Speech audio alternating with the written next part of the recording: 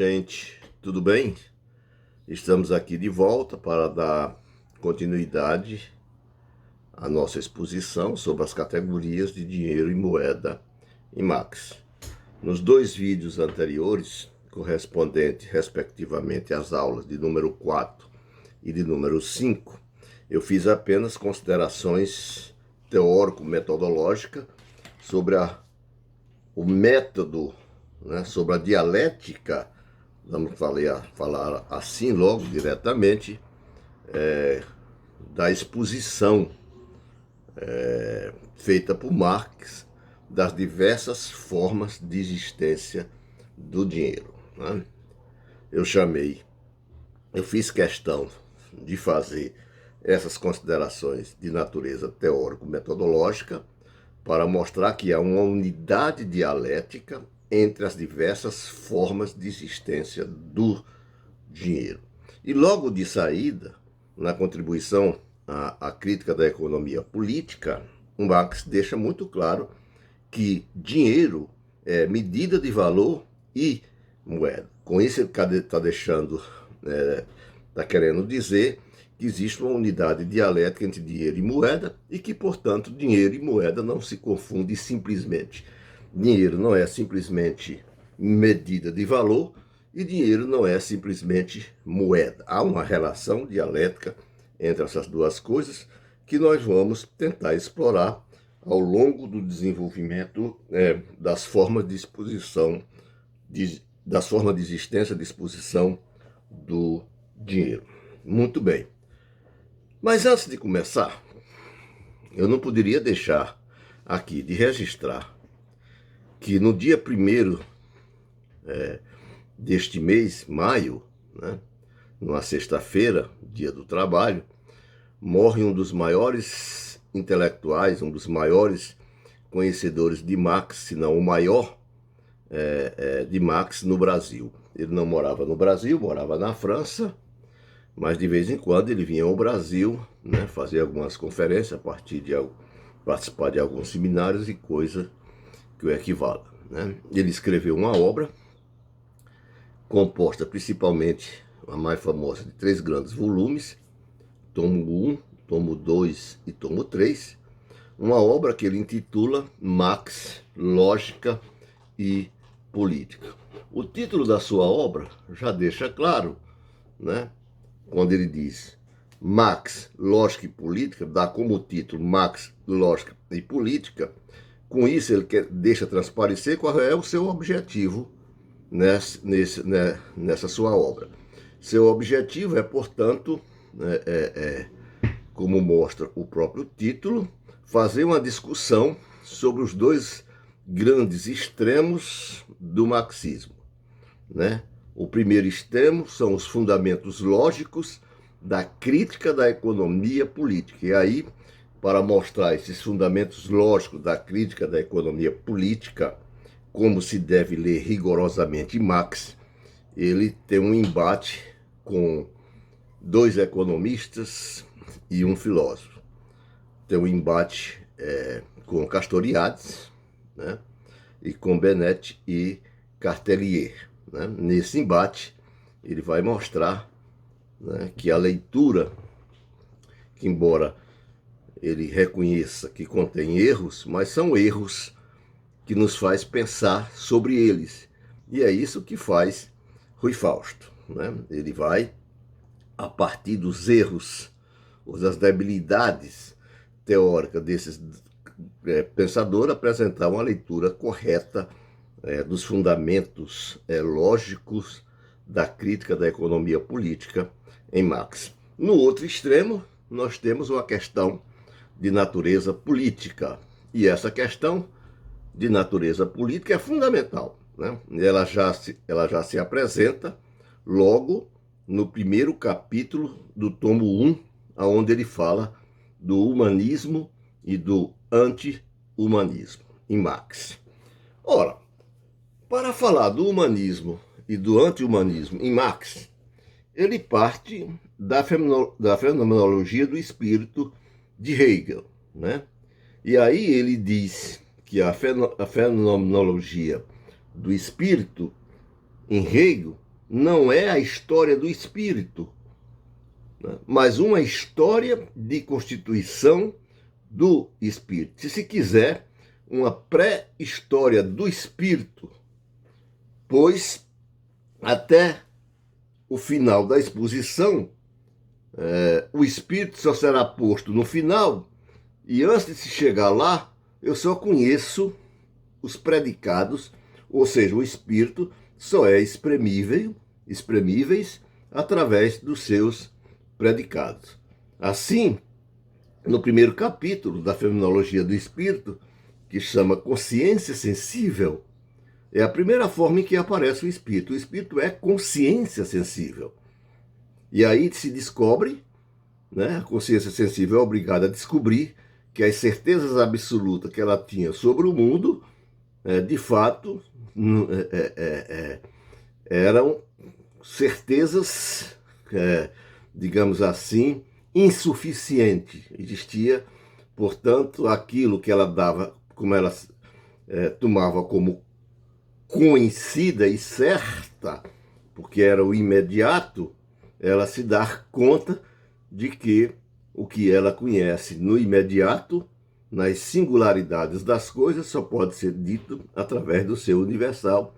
Então, o espírito, na sua forma de consciência sensível, é levado a assumir a forma de percepção, que é uma forma mais concreta, né, em que aparece o espírito. Da percepção chega-se ao entendimento, que é o nível das ciências, chega-se à razão, ao estoicismo, até chegar ao espírito propriamente dito. Mas até lá, o que eu conheço do espírito não é o próprio espírito, mas o predicado do espírito. Eu conheço pouca coisa de uma pessoa quando eu digo, eu conheço pouca coisa de uma pessoa dizendo o que ela é. Se eu digo, Teixeira é professor, né? Esse predicado não diz o que é Teixeira. Mostra apenas que ele é um professor. Enquanto que Teixeira, como sujeito, é muito mais do que isso. Pode ser Teixeira, pode ser Antônio, pode ser Pedro, pode ser quem diabo for. Então, nesse sentido, o Rui Fausto vai dizer que essa pré-história do espírito, né, é a pré-história de um ser, né, é a pré-história de um ser. Aliás, ele vai dizer que a pré-história de um ser, desculpem, é a história dos seus predicados. É o que acontece com o homem, né? O homem, o que se passa com o homem é mais ou menos semelhante ao que se passa na exposição da fenomenologia do espírito. A história pode ser pensada como um processo de constituição do homem sujeito, o que significa que enquanto não se chega ao comunismo, o homem não é, ou antes, ele é os seus predicados. O exemplo mais claro disso é no capitalismo. No capitalismo, o homem ou os homens aparecem como suporte de relações que ele não domina. E nesse sentido, o homem se apresenta, como diz Marx no capítulo 2 de O Capital, como personificação de relações econômicas. Ou seja, o homem é conhecido através dos seus predicados. Ele é ou capitalista, ou trabalhador assalariado, ou proprietário de terra, ou banqueiro. O homem propriamente dito ainda não temos no capitalismo. Enquanto não se chegar ao comunismo, né, eu não vou ter o homem sujeito. Eu vou ter o homem dito através dos seus predicados. Eu não tenho o homem pleno, eu não tenho o homem sujeito como tal. O homem é os seus predicados. Para se ter uma ideia, vamos fazer uma analogia com o conceito de capital. O capital, né, ele é dinheiro e ele é mercadoria, mas ele não é nem dinheiro só, por si só, nem mercadoria. O capital só é capital em seu movimento no qual ele assume a forma dinheiro para abandonar e logo depois assumir a forma mercadoria, para abandonar essa forma e voltar a assumir novamente a forma dinheiro. Portanto, o capital não se confunde com seus predicados. Ele é sujeito deste processo, ele passa em seus predicados. Então é mais ou menos o que a gente pode, analogamente, pensar o homem antes da sua chegada ao comunismo. O homem é os seus predicados. Só no comunismo o homem é, portanto, um homem sujeito. Essas considerações, né, de que o homem é e não é, aparece como uma questão política na discussão entre humanismo e anti-humanismo, que é o primeiro capítulo do tomo 1 do livro do Rui Fausto. Muito bem, se eu digo, né, aceito a ideia de que para Marx o homem é, né, eu ponho o homem, Marx é um humanista no sentido de que ele põe o homem, né, plenamente, não só no seu discurso, mas na prática. O Marx está pondo o homem no mundo inumano, porque o capitalismo é um mundo inumano. Ora, se eu ponho o homem no mundo inumano, né, eu estou aceitando a violência, o não humanismo, né, o inumano. Né, eu estou aceitando, né, ao pôr o homem aonde ele não existe, este homem se transforma no seu contrário, se interverte no seu contrário em um não homem. Por outro lado, se eu assumo a posição do anti-humanismo e digo que, né, o mundo é um mundo de inumanos, né, eu nego o humanismo, eu nego o próprio homem, né, e aceito sim, e simplesmente a violência. Então, como que se resolve esse problema? Se resolve esse problema dizendo que o homem é e não é, tal como a analogia que eu fiz com o capital. O capital é mercadoria e não é mercadoria, o capital é dinheiro e não é dinheiro. Pois bem, na sua pré-história, o homem é homem e o homem é não homem. Então eu tenho que assumir, abraçar essa contradição, ao invés dela fugir, para poder resolver, né, essa contradição. Né?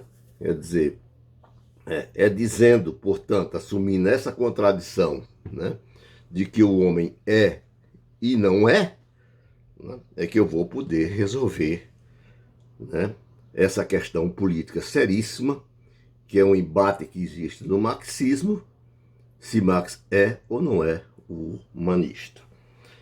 Eu conheci pessoalmente Rui Fausto, ele esteve por 2 vezes em minha casa em Fortaleza, na época que eu tinha um grupo de estudos sobre Marx, sobre o Capital, eu e outros colegas, né? E ele, de uma simplicidade, né, que a partir da qual você não descobre nenhum vestígio, né, daquele intelectual, daquele gigante intelectual e enciclopédico, né, de uma simplicidade incrível. Né? E aí, nessas 2 oportunidades que ele esteve em minha casa, nós discutimos tanto o nosso projeto, de como nós estávamos estudando o Capital, como também o projeto, ele estava escrevendo, parece que o tomo 1, e ia começar a escrever, ou terminar de escrever, o tomo 2 de sua obra. Aprendi muito com ele, e graças a Rui Fausto, né, eu pude ter uma compreensão mais rigorosa, como exige um discurso dialético, dos fundamentos lógicos e políticos, vamos dizer assim, da obra de Marx. Mas vamos voltar ao tema central da nossa discussão de hoje. Como nós já estamos, de uma certa forma, um pouco adiantado no tempo, pouco tempo vai sobrar, né, para a gente começar a nossa discussão. Mas vamos apenas aqui adiantar aquilo que é possível, né? E nós vamos, como eu falei anteriormente, começar com a primeira forma de existência do dinheiro, que é o dinheiro como medida do valor. Na crítica da economia política, o Marx, na página 55, se eu não estou enganado, no primeiro parágrafo, eu estou falando aqui da edição da Abril Cultural, de 1982, o Marx diz: o primeiro processo, abre aspas, o primeiro processo de circulação é, por assim dizer, um processo teórico preparador da circulação efetiva. Fecha aspas. Marx diz isso e continua a sua exposição.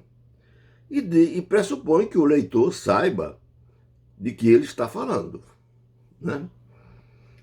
E aí eu me debrucei sobre isso e fui pensar o que diabo Marx quer dizer com isso. Demorou muito que eu entendesse, até que veio o estalo. Paf! Né? Estava batendo na minha cara todo o tempo e eu não percebia, né? Então, quando Marx diz o primeiro processo de circulação é, por assim dizer, um processo teórico preparador da circulação efetiva, ele está falando de dois momentos da circulação. Um primeiro momento, que é o momento em que os diversos produtores individuais, os diversos agentes possuidores e produtores de mercadorias, estimam o valor de suas mercadorias e levam as suas mercadorias para o mercado, para lá essas mercadorias serem trocadas pelo ouro, o seu equivalente geral. Agora, o ouro como equivalente geral é a expressão do tempo de trabalho socialmente necessário. Como cada produtor individual pode saber de antemão que o tempo que ele despendeu na produção de suas mercadorias corresponde ao tempo de trabalho socialmente necessário, né? Na igualação de sua mercadoria com o ouro como medida do valor, como equivalente geral. Ele não sabe, porque antes de efetivado o processo de troca, né, isso, né, na cabeça de cada produtor, é uma equação com o ouro que ainda está por se realizar.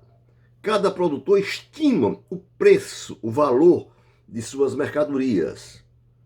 E aí só vai saber se este valor corresponde ao tempo de trabalho socialmente necessário no processo efetivo de circulação. Portanto, o primeiro processo de circulação é, por assim dizer, eu diria, como eu falei nas aulas sobre a mercadoria, né, um momento até especulativo, né, porque você está antecipando, né, estimando o valor de suas mercadorias. Claro que você tem, né, os custos de produção, etc, etc, mas você não sabe se o tempo que se despendeu vai corresponder com o tempo médio socialmente determinado do trabalho.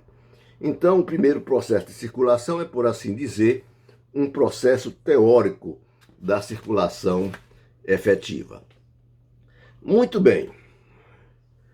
E aí o Marx continua dizendo o seguinte: o processo pelo qual as mercadorias transformam o ouro em equivalente geral é dado pelas seguintes equações, como vocês podem aí observar.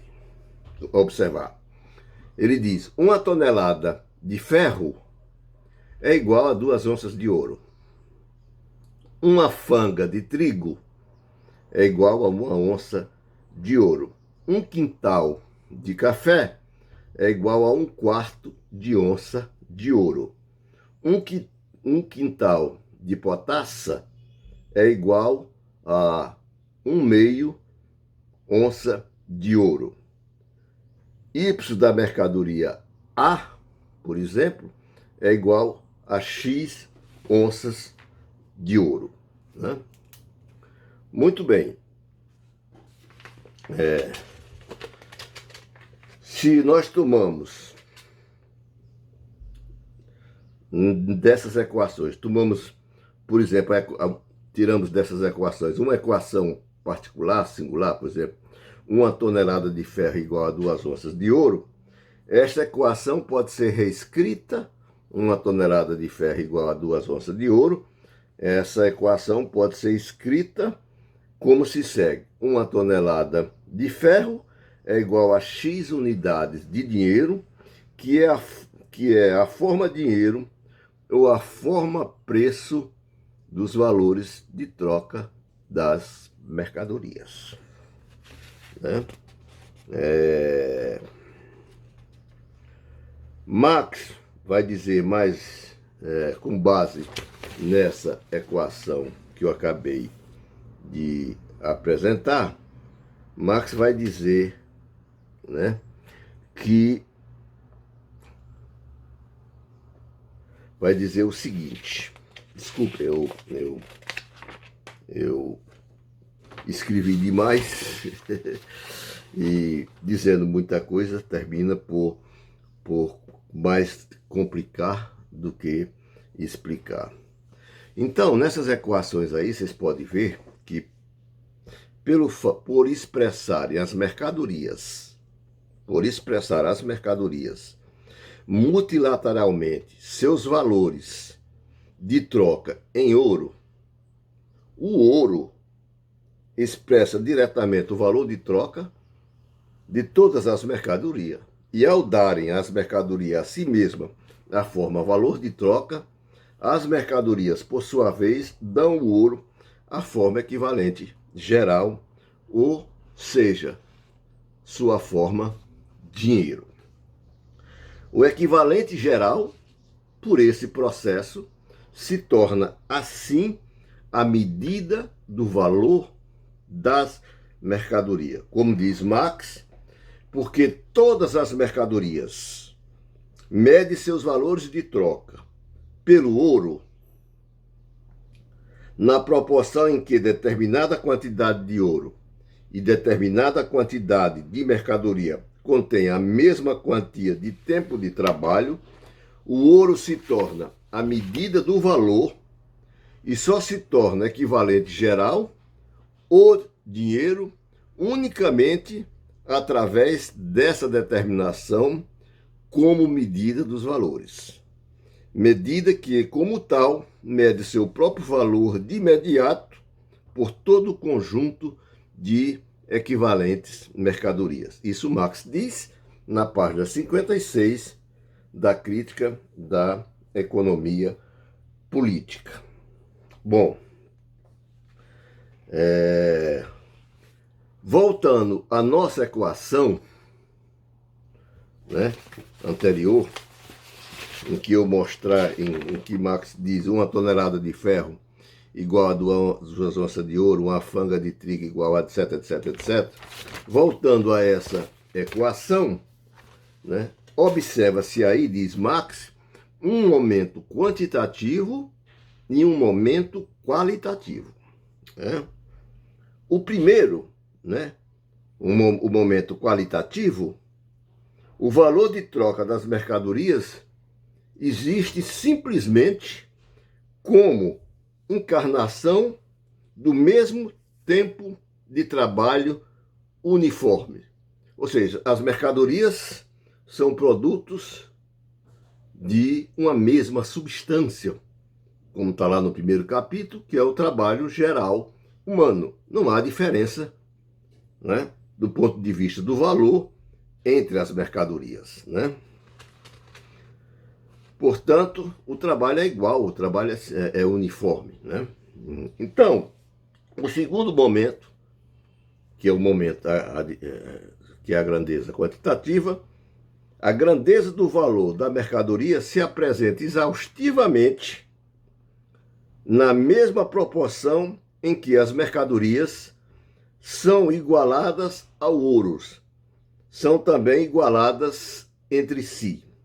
De um lado aparece o caráter geral do tempo de trabalho contido nelas, que é o trabalho uniforme, que é o trabalho humano geral, que é o trabalho abstrato, geral, contido nela. De outro, sua grandeza expressa em seu equivalente ouro, como mostra lá a equação apresentada pelo Marx. O valor de troca das mercadorias assim expresso como equivalente geral ao mesmo tempo, desculpe, como o grau dessa equivalência em relação a uma mercadoria específica, ou expressa ainda numa só equação, ligando as mercadorias a uma mercadoria específica, diz Marx, na página 56 da contribuição à economia política. É o seu preço. O preço é a forma transformada sobre a qual aparece o valor de troca no interior do processo de circulação. Eu tenho um equivalente geral que se transforma em dinheiro, né, que é a forma assumida pelo equivalente geral, e assim ele se transforma em medida, o equivalente geral que se transforma em medida de valor, que é a sua forma de dinheiro, né? E essa forma trata-se aí de sua forma de dinheiro, ou a forma preço, através da qual se expressam os valores de troca das diferentes mercadorias. E aqui nós temos um problema seríssimo, né? O valor de troca aparece, né? O preço é a forma transformada, essa é a frase de Marx, sob a qual aparece o valor de troca das mercadorias. E aqui tem uma questão que é preciso a gente levar em consideração, que é o fato de que aqui o Marx está pressupondo que valor e preço coincidem, né? Aqui ele quase que repete literalmente, né, o que fazem os economistas clássicos, Adam Smith e David Ricardo, para quem valor e preço coincidem, né? Então, se Marx diz que o preço é a forma transformada pela qual aparece o valor de troca, ele está dizendo que o valor de troca, como sendo expressão do valor contido nas mercadorias, né, ele está dizendo que valor e preço coincidem. Mas, na verdade, ainda neste capítulo, nós vamos ver que há uma incongruência entre valor e preço, né? Mas logo depois ele volta a considerar que valor e preço coincidem, são iguais, e vai sustentar essa pressuposição até o livro 3, no capítulo 10, onde ele vai mostrar o processo de transformação dos valores em preço de produção, para dizer que as mercadorias não são vendidas exatamente pelo seu valor, mas pelo preço de produção. Só adiantando, isso vai demorar muito, que diabo é preço de produção? Não é preço de custo, mas a taxa de lucro médio. Preço de custo, que diabo é preço de custo, Teixeira? É aquilo que cada capitalista individualmente investiu em capital constante e capital variável. Aquilo que ele investiu na compra de máquinas, equipamentos e instalações é o capital constante dele, e que ele investiu na compra de força de trabalho, que é o capital variável dele. A esse capital por ele investido, ele adiciona uma taxa média geral de lucro, que a gente não pode dizer agora, nós não temos elementos suficientes para mostrar como é que se determina essa taxa geral de lucro. Mas vamos parar por aqui, nós já nos adiantamos bastante, né? No nosso próximo encontro, nós continuaremos a exposição da forma de existência do dinheiro como medida do valor. Um abraço e até lá. Antes, porém, eu diria só o seguinte: é difícil? É. Tem como contornar isso? Não. Tem muitos intelectuais que sugeriram contornar essa dificuldade da primeira sessão? Tem. Um deles, né, que é tão conhecido, é Althusser. Althusser dizia que, para ler o Capital, como a primeira sessão é muito difícil, que é composta dos capítulos 1, 2 e 3, deveria começar com a sessão 2, que é a transformação do dinheiro em capital. Mas, ora, o capital é dinheiro e mercadoria. Como é que eu posso falar do dinheiro e do capital sem conhecer as suas formas imediatas de existência? Sem uma investigação prévia do que seja dinheiro, do que seja mercadoria.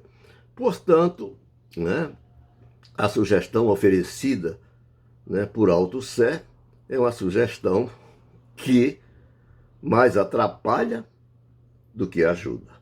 Até o nosso próximo encontro.